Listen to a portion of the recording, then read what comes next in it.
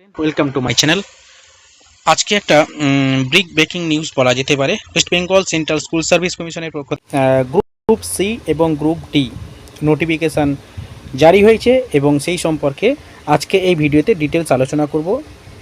যোগ্যতা কি সেটা বলবো এবং কবে থেকে ফর্ম ফিল আপ হবে এবং শূন্যপদ কত কি আছে পুরো ডিটেলস আলোচনা হবে এই ভিডিওতে। দেখো, কিছুদিন আগে আমরা প্রত্যেকেই জানি যে West Bengal school service commission 2001 এসএলএসটির মাধ্যমে যে গ্রুপ সিডি নিয়োগ করেছিল সেটার সুপ্রিম কোর্টের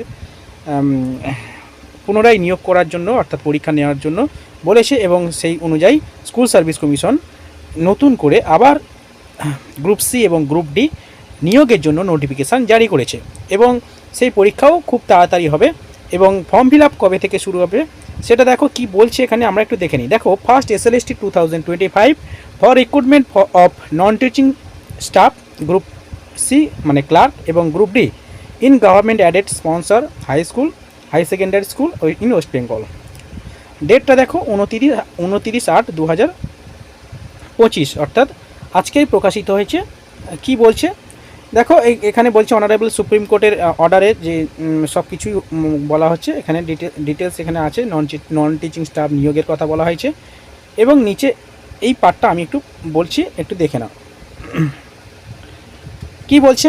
accordingly this notification is being issues for conditioning first SLST level মানে state level selection SLST for selection to the post of non-teaching staff group C and group D under the West Bengal School Service Commission. Selection of persons for appointment to the post of non-teaching staff rules 2025 and other guidance of the state government as applicable. Indicative number of vacancies group C 2989 অর্থাৎ group সির vacancy রয়েছে কত 2989 and group ডির vacancy রয়েছে কত এবং group ডির vacancy রয়েছে 5488। ওকে, অর্থাৎ স্কুল সার্ভিস কমিশন যে নতুন ক্লার্ক গ্রুপ সি এবং গ্রুপ ডি নোটিফিকেশান জারি করেছে অর্থাৎ ফর্ম ফিল আপ কবে থেকে হবে সেটাও আমি বলবো।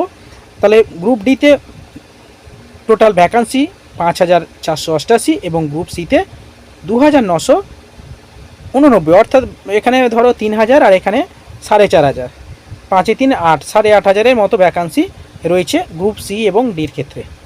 কবে থেকে ফর্ম ফিল আপ হবে দেখে নাও।